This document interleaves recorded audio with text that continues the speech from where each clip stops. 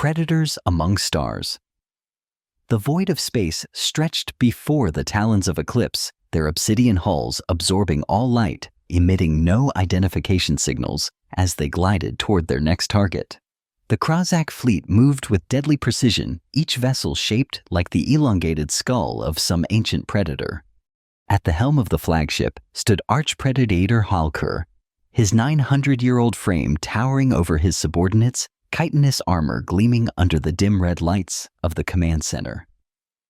The Viridia system. Halkur's voice resonated with anticipation. 7 planets, 1 developing alliance, all ripe for the hunt. For 7 centuries, Halkur had led the Krazak across the galaxy, a species evolved from apex predators, considering it their sacred right to hunt lesser species. Under his command, they had never known defeat, only the thrill of conquest and the satisfaction of culling the weak from the stars.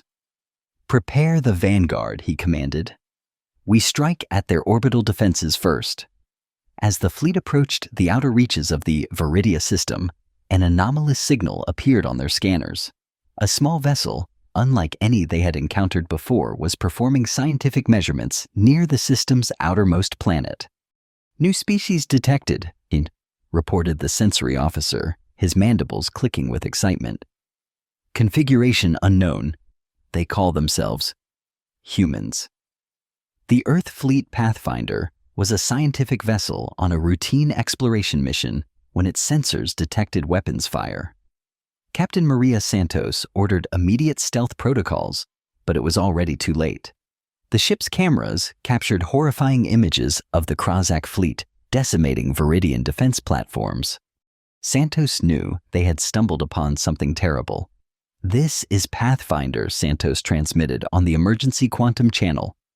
We are witnessing an attack on the Viridia system by an unknown hostile force. Sending visual data now. The transmission cut off as a beam of energy sliced through the Pathfinder. The last data packet managed to reach Earth just before the ship disintegrated.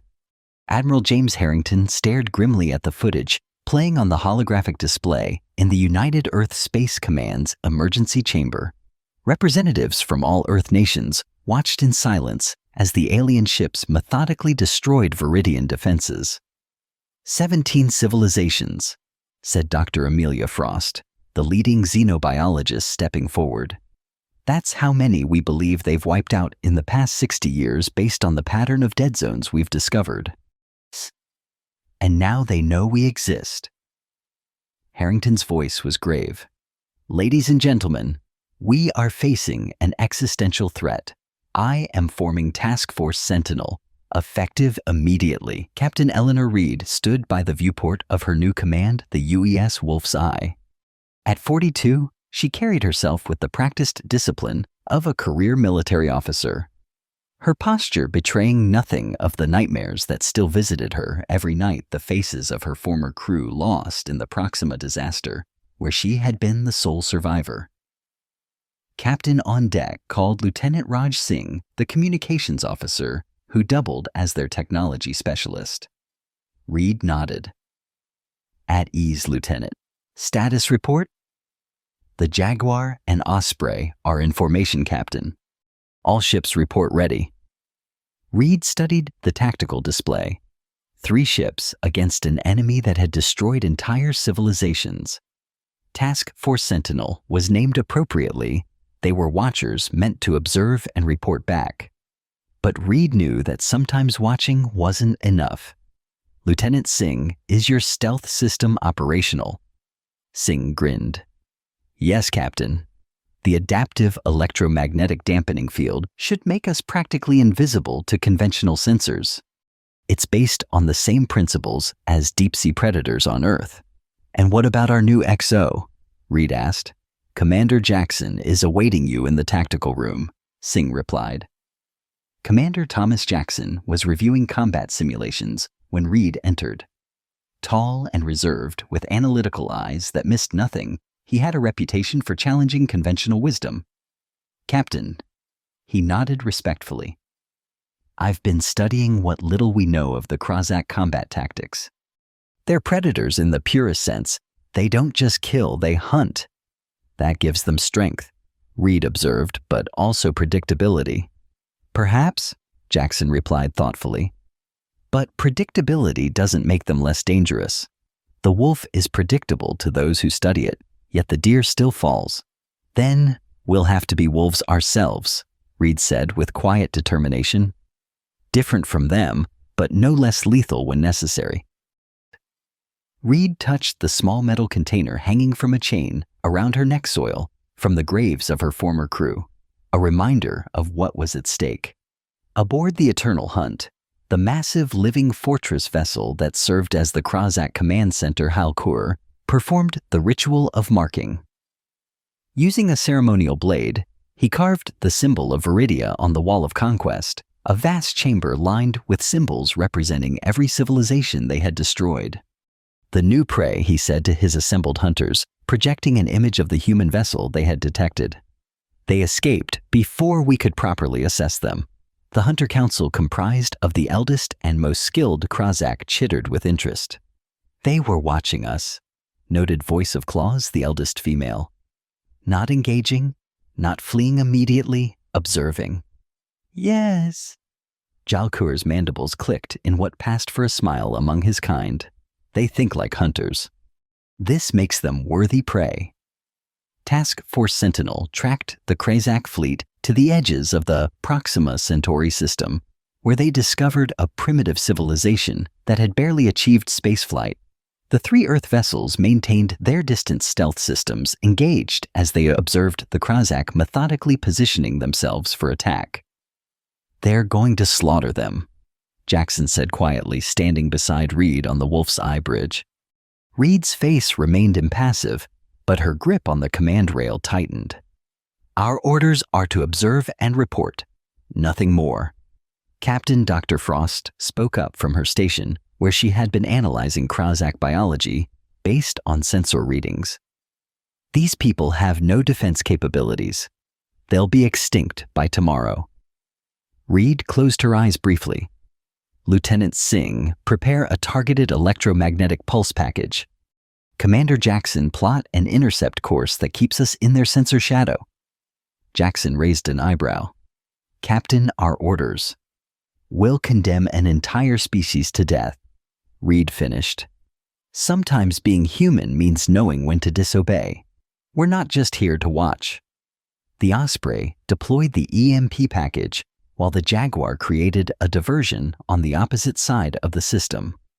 When the smaller Krazak vessels moved to investigate, the Wolf's Eye struck with precision, disabling 2 enemy ships before retreating into the shadow of the system's largest gas giant. Aboard the Eternal Hunt, Halkur felt something he hadn't experienced in centuries: surprise. The disabled ships reported being struck by weapons that left no radiation signature, no projectile trace, just a precise targeting of their neural systems. Clever prey, he murmured, studying the attack pattern. They strike like ambush predators. For the first time in 300 years, he summoned the full Hunter Council. We are being hunted, he announced, his voice carrying an unfamiliar edge of respect. For 3 weeks, Task Force Sentinel played a deadly game of cat and mouse with the Krazak fleet.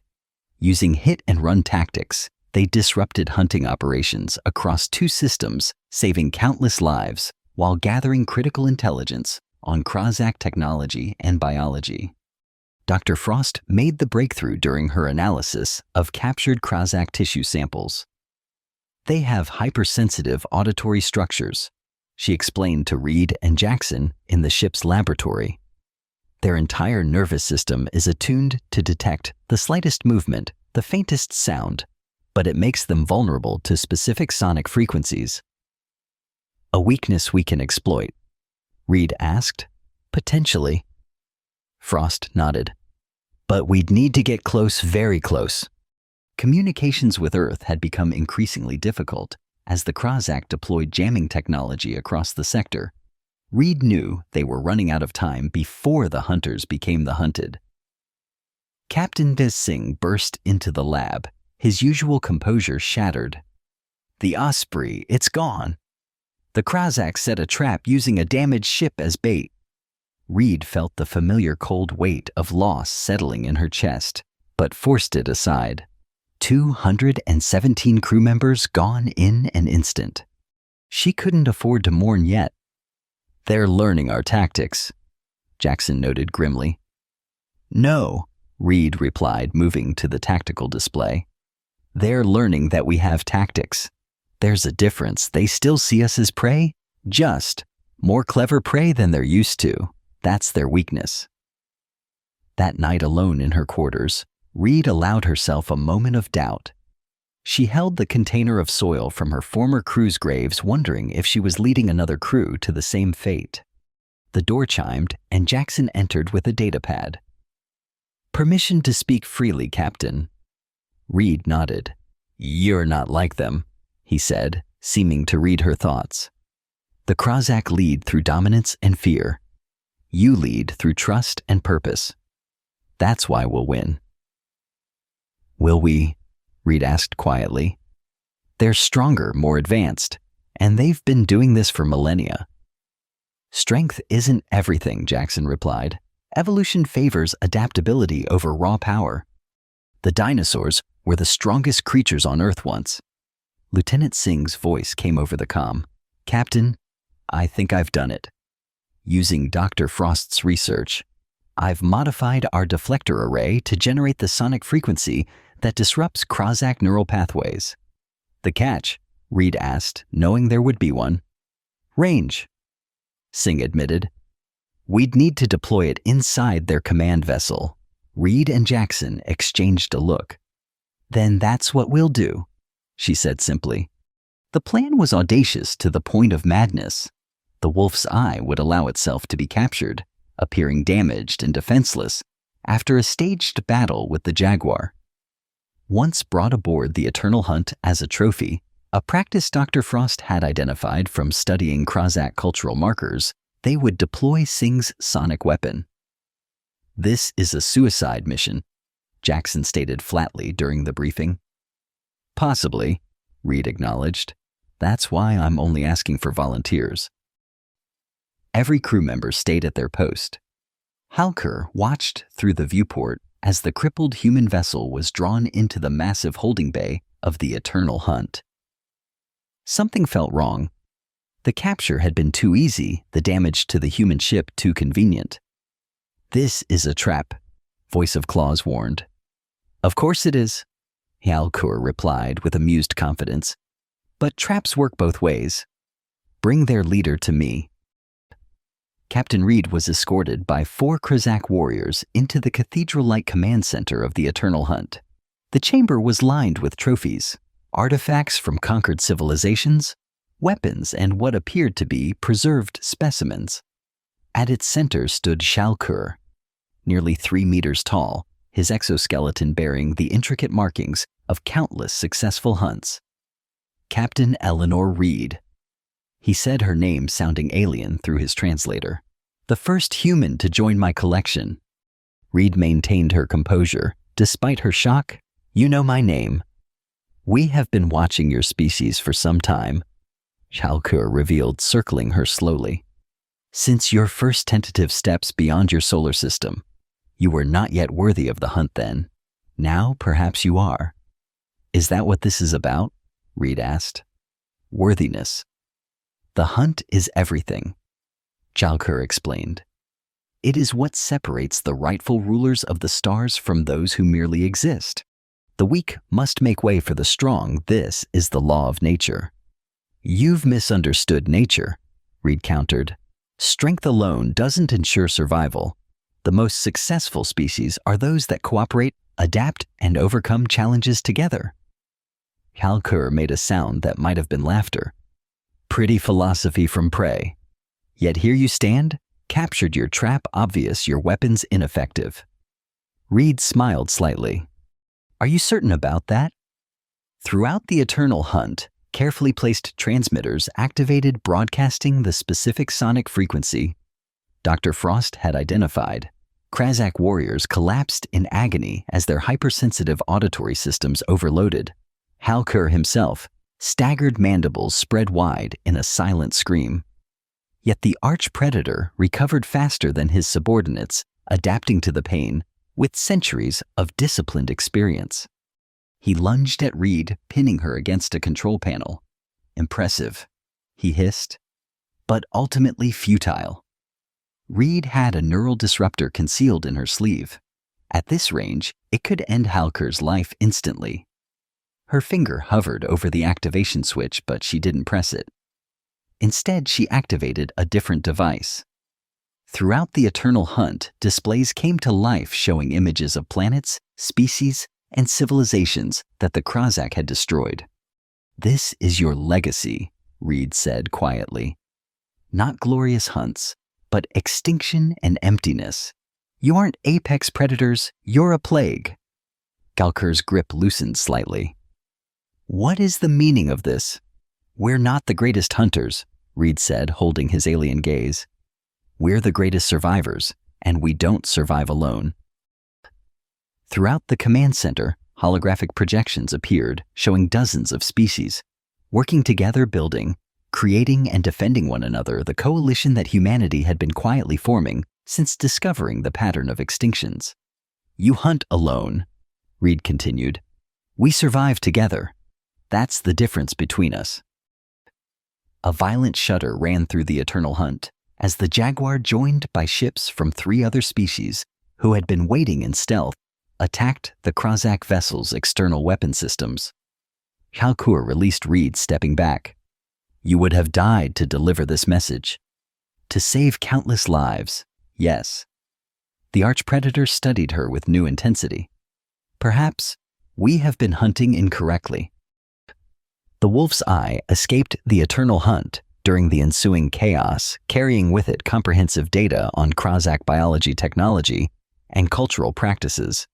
For the first time in recorded history, one of their hunting fleets retreated without completing its culling. 6 months later, the Interplanetary Council convened on neutral territory, a space station orbiting a dead star. Representatives from 27 species, all potential Krozak targets, gathered to form the first multi-species defense alliance. Admiral Eleanor Reed, newly promoted, addressed the assembly. "We face a threat that has consumed countless civilizations," she began. "But together, we have something the Krozak don't understand: diversity of thought, of biology, of technology. Each of our species brings unique strengths and perspectives. Together, we are more than the sum of our parts." Dr. Frost and Lieutenant Singh presented their findings on Krozak weaknesses and proposed defense technologies that could be shared across all member species. The message was clear: adaptation would overcome raw predatory power. As the council session concluded, a transmission came through on all channels. Kalkur's face appeared on the main display. "We will meet again, survivors of Earth." The arch-predator announced. "The hunt has only begun." Reed stepped forward. "We will be waiting. Humans don't merely survive. We thrive in adversity." As the transmission ended, Reed looked out at the assembled representatives of species that had lived in fear for generations. For the first time, there was something new in their expressions: hope. Aboard his vessel, Halkur carved a new symbol into his personal armor, the image of Earth. Not as a mark of conquest, but as something unprecedented, a mark of respect. He summoned his hunters. "We must evolve." He told them words that had not been spoken in Krozak society for millennia. "Or we will be outmatched." Some of the younger hunters listened intently, while the elders chittered in disapproval. Change did not come easily to a species that had dominated for so long. Yet change was coming, whether they embraced it or not. On Earth, Reed visited the memorial for the crew of the Osprey. She no longer wore soil from her former crew's graves around her neck. Instead, her new pendant contained seeds from planets they had helped save, symbols not of loss, but of continuation. "We prevented them from becoming another carving on the Krozak wall," Jackson said, standing beside her. "For now," Reed acknowledged. "This isn't over. The Krozak are adapting, thinking differently. We've changed the game, but they're still playing." That's true, Jackson agreed. But so are we.